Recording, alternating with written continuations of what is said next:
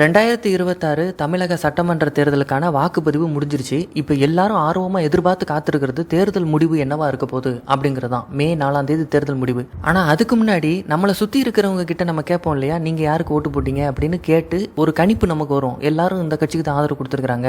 So இதை வச்சு பார்க்கும்போது இந்த கட்சி தான் ஜெயிக்கும், இந்த கட்சி தான் நிறைய ஓட்டு வாங்க போகுதுன்னு நம்ம ஒரு அனுமானம் வைப்போம். அந்த அடிப்படையில் விசாரித்து பார்க்கும்போது நிறைய அதிர்ச்சிகரமான தகவல் தான் நமக்கு கிடைக்குது. நாம் தமிழர் கட்சியை ஆதரிக்கிறவர்களா நம்மளோட ஒரே எதிர்பார்ப்பு, இந்த தேர்தலையாவது நாம் தமிழர் கட்சி வெற்றியை தொடுமா, அண்ணன் சீமான் வெற்றி பெறுவாரா அப்படிங்கிறது தான் கேள்வி. அதே சமயத்தில் வாக்கு சதவீத அடிப்படையில் பார்க்கும்போது நம்ம கட்சியினுடைய வாக்கு சதவீதம் இரட்டை இலக்கத்தை, இவ்வளோ நாள் சிங்கிள் டிஜிட்டாக கூடிக்கிட்டு இருந்த ஓட்டு டபுளாக அப்படியே கூடுமா, 8 அப்படியே 16 மாறுமா, இரட்டை இலக்க வாக்கு சதவீதத்தை பெறுவோமா அப்படிங்கிறது தான் ஒரு பெரிய எதிர்பார்ப்பு இருக்குது. அந்த எதிர்பார்ப்புக்கு தகுந்த மாதிரியான உழைப்பை அண்ணன் சீமான்லேருந்து கடக்கோடி தொண்டை வரைக்கும் கொடுத்துருக்காங்க. ஆனால் இதில் என்ன சிக்கல்னா, விஜயோட வருகை தான். ஒருவேளை விஜய் மட்டும் வரலைன்னா இன்னைக்கு திமுக அதிமுகவுக்கு மாற்று அப்படிங்கிற ஆப்ஷனில் ஒரே ஆப்ஷனாக அண்ணன் சீமான் தான் இருந்திருப்பார். நாம் தமிழர் கட்சி மட்டும்தான் இருந்திருக்கும். அப்போ மிகப்பெரிய அளவில் நாம் தமிழர் கட்சிக்கு மிகப்பெரிய அளவிலான ஒரு எழுச்சி, ஒரு ஆதரவு கண்டிப்பாக நடந்திருக்கும். அப்படி நடந்துடக்கூடாதுங்கிறதுக்காகவே திட்டமிட்டு சில அயோக்கிய நாய்க விஜயை களத்தில் இறக்கியிருக்கிறாங்க. விஜயை களத்தில் இறக்கி சீமானோட வாக்கு வங்கியில் சேதத்தை ஏற்படுத்தணுங்கிறது தான் அவங்களோட நோக்கம். அவங்களோட நோக்கம் வெற்றி அடைஞ்சிருச்சா அப்படிங்கிறது தான் நம்ம மே 4ஆம் தேதி தெரிஞ்சுப்போம். நான் நாம் தமிழர் கட்சியை சேர்ந்த பலர்கிட்ட தொலைபேசியில் தொடர்பு கொண்டு நான் பேசினேன். முன்னணி நிர்வாகிகள்கிட்ட, பொறுப்பாளர்கள்கிட்ட, சமூக வலைதளத்தை கையாளுறவங்க கிட்ட எல்லார்கிட்டையுமே பேசினேன். என்னுடைய தொகுதியை சார்ந்தவங்கள்ட்டையும் பேசின வரைக்கும் நமக்கு தெரியக்கூடிய செய்தி என்ன அப்படின்னா, அண்ணன் சீமானுக்கு நிகராக விஜய்க்கும் வாக்குகள் விழுந்திருக்கு, டிவிக்கும் வாக்குகள் விழுந்திருக்கு, விசில் சின்னத்தில் வாக்குகள் விழுந்திருக்குங்கிற மாதிரியான செய்திகள் தான் நமக்கு வந்துக்கிட்டு இருக்கு. இது சற்று நமக்கு அதிர்ச்சி தரக்கூடிய செய்தியாக தான் இருக்குது. பத்திரிகையாளர்கள், அரசியல் வியூகர்கள், அரசியல் விமர்சகர்கள் அவங்களோட காணொலியுமே நான் பார்த்தேன். ஐயநாதன் அவர்களுடைய காணொலியை பார்த்தேன். கேப்ரியல், தமிழ் தடம் யூடியூப் சேனலுடைய கேப்ரியல் அவர்களுடைய காணொலியை பார்த்தேன். தராசி ஷாம் அவர்களோட காணொலியை பார்த்தேன். ரவீந்திரன் துரைசாமி அவர்களுடைய காணொலியும் பார்த்தேன். ஐயநாதன் சொல்லும்போது விசிலுக்கு எதிர்பார்த்ததை விட வாக்குகள் கொஞ்சம் அதிகமாக தான் விழுந்திருக்குன்னு ஐயநாதன் சொல்கிறாரு. கப்ரியல் சொல்லும்போது விஜய்க்கு அதிகமாக வாக்கு விழுந்திருக்கு, சீமானோட வாக்கு வங்கியை கூட பதம் பார்க்கும், சீமானோட வாக்கு வங்கியில் சரிவு ஏற்படுறது கூட வாய்ப்பு இருக்குங்கிற மாதிரி கேப்ரியல் சொல்கிறாரு. தராசி ஷாம் சொல்லும்போது விஜய்க்கு 8% ஓட்டு தாண்டாதுங்க, விஜயே தோற்று போவார், 234 தொகுதியிலையும் டெபாசிட் கூட டிவிக்கு வாங்காதுங்கிற கருத்தை தான் தேர்தலுக்கு பின்னாடியும் தராசி ஷாம் சொல்கிறாரு. ரவீந்திரன் துரைசாமி அவர் தொடக்கத்தில் இருந்த தேர்தலை ஆரம்பிக்கிறதுக்கு முன்னாடியிலேருந்து அவர் சொன்ன கருத்து என்னன்னா, 17% கண்டிப்பாக அண்ணன் சீமான் வாங்குவாருன்னு நான் நம்புகிறேன் அப்படின்னு அவர் சொல்லிட்டு இருந்தார். ஆனால் இப்போ என்ன சொல்கிறாருன்னா, 17% வாக்குகளை வாங்கக்கூடிய கொள்கையும் தகுதியும் பெற்ற கட்சி நாம் தமிழர் கட்சி அண்ணன் சீமான். ஆனால் அப்படின்னு ஒரு புள்ளி வைக்கிறாரு. இவங்க எல்லாரும் ஒரு விஷயத்த சொல்ல வராங்க, விஜயனுடைய தாக்கம் அதிகமாக இருந்திருக்கு, ஊடக வெளிச்சத்தினால விஜயை ரொம்ப ஊதி பெரிதாக்கி அந்த ஊடகம் பார்த்த வேலை கண்டிப்பாக களத்தில் வேலை செஞ்சுருக்குங்கிறத அதை காட்டுது. இப்போ அண்ணன் சீமானோட வாக்கு வங்கி குறைய போகுதா அப்படிங்கிற ஒரு கேள்வி தான். 2026 மொத்த வாக்காளர்களோட எண்ணிக்கை 5,73,43,000 வாக்குகள் இருக்குது. இதில் ஓட்டு போட்டவங்க 4,88,16,000 பேர் ஓட்டு போட்டிருக்காங்க. கிட்டத்தட்ட 85% வாக்குகள் பதிவாயிருக்கு. இப்போ நாம் தமிழர் கட்சி ஏற்கனவே வாங்கின வாக்குகள் பார்த்திங்கன்னா 35,60,000 வாக்குகளை வாங்கியிருக்கிறாங்க. அதே ஓட்டை திரும்ப வாங்கினா நாம் தமிழர் கட்சியினுடைய வாக்கு சதவீதம் எத்தனைவா வரும் அப்படின்னு பார்த்தீங்கன்னா 7.29% தான் வாக்குகள் வரும். ஏற்கனவே வாங்கின வாக்குகளையும் வாங்கி இன்னும் அதிகமாக வாக்குகள் வாங்கும்போது நாம் தமிழர் கட்சி தான் பெற்ற 8% வாக்குகளையும் தாண்டி மேலே போகிறதுக்கான வாய்ப்பு இருக்குது. ரிசர்ச் பண்ணி பார்த்ததில் பெண்கள் ஓவராலாக 18 to 30 வயசுக்கு உட்பட்ட பெண்கள் பெரும்பாலும் டிவிக்கு ஆதரவு தெரிவிச்சிருக்கிறாங்க. கணிசமான அளவு நாம் தமிழர் கட்சிக்கும் ஆதரவு தெரிவிச்சிருக்கிறாங்க. ஆனால் அதே சமயத்தில் பெண்களில் 30%க்கும் 70 வயசுக்கு அதிகமாக உள்ளவங்க பார்த்திங்கன்னா இந்த திமுக அதிமுகவுக்கும் 2வது இடத்துல நாம் தமிழருக்கும் வாக்குகளை செலுத்தியிருக்கிறாங்க.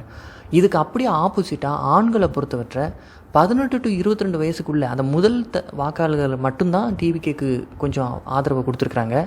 ஆனால் 22 வயசுலேருந்து 30 வயசு உட்பட்ட, இன்னும் 30-40 வயசுக்கு உட்பட்டவர்கள் பார்த்திங்கன்னா நாம் தமிழர் கட்சிக்கு அதிகமான ஆதரவு கொடுத்துருக்குறாங்க. 40 வயசு தாண்டினவங்க மட்டும்தான் இந்த திமுக அதிமுகவுக்கு வாக்குகளையும் 2வது இடத்துல நாம் தமிழர் கட்சிக்கு ஆதரவையும் கொடுத்துருக்குறாங்க. நாம் தமிழர் தான் கையில் வச்சுருந்த யங்ஸ்டர்ஸ் ஓட்டு கொஞ்சம் டேமேஜ் ஆகிருக்கு. இப்போ இந்த டேமேஜை ஈடுகட்டுற மாதிரி வேறு இடத்துல இருந்து நமக்கு ஓட்டு வந்தால் தான் நம்மளுடைய ஓட்டை காப்பாற்ற முடியும், அதே சமயத்தில் அதிலிருந்து மேலேயும் போக முடியும். அப்போ எங்கேருந்து வரணும் அப்படின்னா 30 வயசுக்கு மேலே இருக்கிறவங்க. இது வரைக்கும் இளைஞர்களுக்கான கட்சியாக நாம் தமிழர் கட்சி இருந்துச்சு.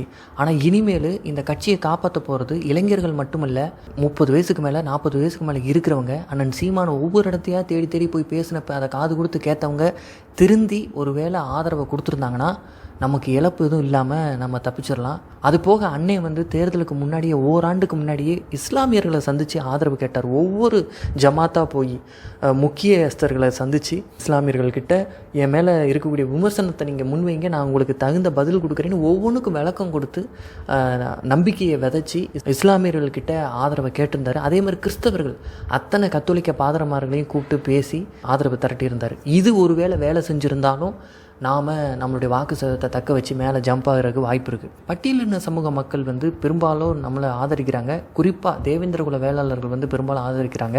ஆனால் பரையர் சமூக வாக்கு வந்து கணிசமான அளவு டிவிக்கு பக்கம் போயிருக்கதா சொல்லப்படுது. தேவேந்திரகுல வேளாளர்கள் வந்து பெரிய அளவில் நமக்கு இந்த ஆதரவு கொடுத்துருந்தாங்கன்னா அதுவும் வந்து ஒரு பெரிய அளவில் நாம் தமிழர் கட்சிக்கு ஜம்பை கொடுக்கும். கிராமப்புறத்தில் அதிகமான ஆதரவு அண்ணன் சீமானுக்கு தான் கிடச்சிருக்குது. விஜயனுடைய வருகை வந்து நகர்ப்புறங்களில் தாக்கத்தை ஏற்படுத்தியிருக்க தவிர கிராமப்புறங்களில் அண்ணன் சீமான் தான் நம்பர் 1 இருக்கிறாரு. அதே போல் சௌராஷ்டிரா மக்கள் வந்து அண்ணன் சீமானுக்கு ஆதரவு கொடுத்துருந்தாங்க. அதே போல் பிராமின்களுடைய வாக்குகள் இதெல்லாம் வந்து அண்ணன் சீமானுக்கு வரணும். இந்த வாக்குகள்லாம் வந்திருந்தால் அண்ணன் சீமான் இந்த விஜயோட இந்த சினிமா மோகத்தையும் தாண்டி ஜம்ப் ஆகி போவார். ஒரு 30-40 வயசுக்கு மேலே இருக்கிறவங்க தான் யாருக்கு வாக்கு செலுத்தணுங்கிறத டிஸ்கஸ் பண்ண மாட்டாங்க. அதனால் அவங்க யாருக்கு வாக்கு செலுத்துகிறாங்கங்கிறது இன்னைக்கு வரைக்கும் அப்படியே நமக்கு மர்மமாக இருக்குது. அது மே 4 தான் தெரியும். ஆனால் யங்ஸ்டர்ஸ் வந்து அவங்க போட்ட ஓட்டை ஸ்டேட்டஸாக வைப்பாங்க, பல பேர்கிட்ட பேசுவாங்க. ஸோ அதனால் நமக்கு எளிமையாக தெரிஞ்சிருது, இவன் டிவிக்கு ஆதரவு கொடுத்துருக்கான், இவங்க வந்து நாம் தமிழருக்கு ஆதரவு கொடுத்துருக்காங்க அப்படின்னு தெரிஞ்சிருது. ஸோ அதனால் வந்துட்டு இதை மட்டுமே வச்சு இப்போ சோஷியல் மீடியாவில் பகிரப்படக்கூடிய செய்திகள் இதை மட்டுமே வச்சு நம்ம அடிப்படையாக வச்சு பேசிட முடியாது. கடந்த வருடங்கள் முழுவதும் வருஷத்தில் 365 நாள்லாம் 365 நாளும் ஒவ்வொரு போராட்டத்திலையும் அண்ணன் சீமான் களத்தில் இருந்திருக்காரு. ஒரு போராட்டத்தில் 1000 பேர் கலந்துருக்கானா, ஆயிரக்கணக்கான போராட்டம் நடந்திருக்கு. அத்தனை வாக்குகளில் பாதி வந்தால் கூட அண்ணன் சீமான் பெரிய அளவில் வெற்றி பெறுவார். அந்த வாக்குகள்லாம் அண்ணன் சீமானை நோக்கி வந்திருக்கா அப்படிங்கிறதான் கேள்வி. ஸோ இந்த தேர்தல் முடிவுங்கிறது உண்மைக்கே ஒரு வாழ்வா சாவா போராட்டம். இந்த மக்கள் தன் தலையிலேயே மண்ணெல்லி போட போகிறாங்களா, இல்லை அண்ணன் சீமானின் கரத்தை பிடிச்சி மேலே எழும்பி வரப்போகிறாங்களாங்கிறது தான் காட்டப்போகுது. தென் தமிழகத்தில் பெரிய அளவில் அண்ணன் சீமானோட அலையே வீசியிருக்கு. இந்த அலையினுடைய தாக்கம் மிகப்பெரிய அளவில் அண்ணன் சீமானை இந்த தேர்தலில் வெற்றியடை செய்யும் அப்படின்னும் நம்ம எதிர்பார்க்கலாம். இப்போ யாரெல்லாம் டிவிக்கு ஓட்டு போட்டேன் அப்படின்னு சொல்கிறாங்களோ அவங்கக்கிட்ட நான் கேட்கக்கூடிய அடுத்த கேள்வி என்ன அப்படின்னா, நீ போன தேர்தலில் எந்த கட்சிக்கு ஆதரவு கொடுத்துருந்தாய் அப்படின்னு நான் கேட்பேன். அப்போ அவங்க சொல்லக்கூடிய பதில் எப்படி இருக்குது அப்படின்னா, நான் வந்து பிஜேபிக்கு போட்டிருந்தேன், அண்ணாமலையினுடைய பிஜேபிக்கு என்னுடைய ஆதரவு கொடுத்துருந்தேன்னு சொல்கிறாங்க. அப்படி இல்லாட்டினா ரெட்டலை, உதயசூரியன் இந்த மாதிரி தான் அவங்க சொல்கிறாங்களே தவிர நான் நாம் தமிழருக்கு ஆதரவு கொடுத்துருந்தேன் ஆனால் இந்த முறை நான் விஜய்க்கு போட போகிறேன்னு சொல்லவங்களுடைய நம்பர் வந்து ரொம்ப கம்மி. அப்போ இது எதை குறிக்க வருதுன்னா, அண்ணன் சீமானோட வாக்குகளில் பெரிய அளவிலான சேதம் ஏற்படலை, ஆனால் மற்ற கட்சிகளுக்கு பெரிய அளவில் சேதம் ஏற்பட்டுருக்கு. எது எப்படினாலும் அந்த கடவுளே அண்ணன் சீமான் பக்கம் இருக்கிறார். 2019 கமலஹாசன் வந்து குட்டையை குழப்பும்போது நாம் தமிழர் கட்சிக்காரங்களுக்கு ரிசல்ட்டை பார்க்கும்போது வயிற்றில் நெருப்பை கட்டின மாதிரி இருந்துச்சு. ஏன்னா ஒரு நடிகை நேற்று கட்சி ஆரம்பித்து அண்ணன் சீமானை முந்திருவானோ அப்படின்னு அவ்வளோ பயமாக இருந்துச்சு. அந்த சமயத்தில் வந்து பார்த்திங்கன்னா வந்த ரிசல்ட் வந்து புள்ளி சம்திங்கில் வந்து அண்ணன் சீமான் வந்து கமலஹாசனை விட அதிகமான வாக்குகளை வாங்கியிருந்தார். கமலஹாசன் வந்து பார்த்திங்கன்னா 3.7% அண்ணன் சீமான் 3.9% கிட்ட ஓட்டு வாங்கியிருந்தார். சின்ன 0.2%லையாவது அண்ணன் சீமானை உயர்த்தி காட்டினார் கடவுள். ஒரு நடிகனுக்கு முன்னாடி அண்ணன் சீமான் ஜெயிச்சு நின்னார். அதே மாதிரி இந்த தேர்தலில் எப்படியாவது உள்நோக்கத்தோட தமிழினத்துக்கு துரோகம் செஞ்சு இந்த இனத்தை அழிக்கிறதுக்காகவே திட்டமிட்டு இந்த கூத்தாடி பயல்களை களத்தில் இறக்கி வேலை பார்க்கக்கூடியவர்களோட எண்ணம் வெற்றி அடையாது. நிச்சயமாக அண்ணன் சீமான் வந்து அதை தாண்டி மேலே எழும்பி வருவார். ஆனால் ஒன்று சொல்கிறேன், இந்த ஒரு தேர்தலில் இந்த திரைக்கவர்ச்சி இந்த விஜயை தாண்டிட்டார்னா இனி எப்படிப்பட்ட கூத்தாடி பைய வந்தாலும் அண்ணன் சீமானோட அரசியலை ஒன்றும் செய்ய முடியாது. நான் எதிர்பார்க்குறது அண்ணன் சீமான் நிச்சயமாக 13% அதிகமான வாக்குகளை பெறுவார். ரவீந்திரன் துரைசாமி 17% சொன்னார்.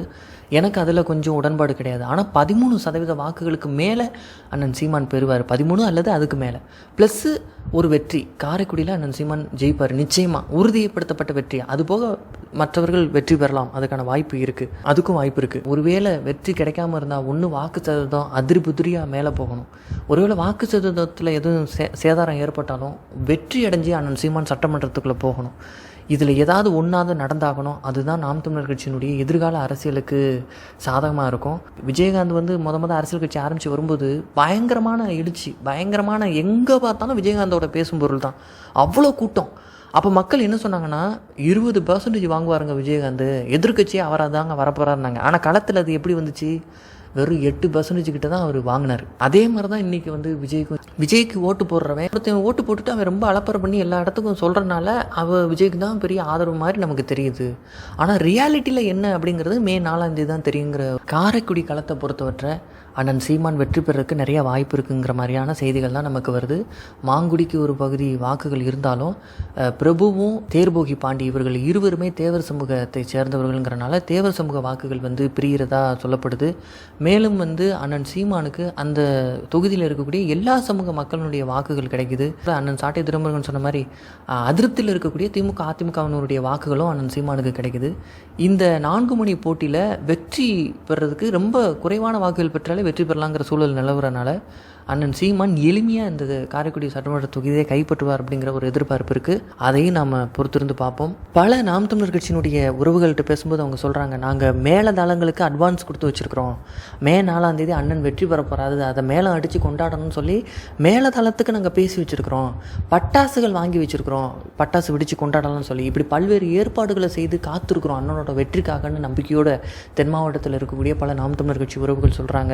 ஸோ இதெல்லாம் கேட்கும்போது ரொம்ப மகிழ்ச்சியாக இருக்குது. நிச்சயமாக அண்ணன் சீமான் அந்த முருகப்பெருமான நம்பி வேல் வழிபாடு செஞ்சு அந்த பிரச்சார பயணத்தை தொடங்கினார். கடவுளர்களுடைய அருளும் மாவீரர்களுடைய ஆசையும் நமக்கு இருக்குது. நிச்சயமாக அத்தனை தடைகளையும் உடைச்சி நாம் தமிழர் கட்சி மேலே எழும்பி வரும், வெற்றியை தொடும் என்று நம்பிக்கையோடு காத்திருப்போம். நன்றி, வணக்கம்.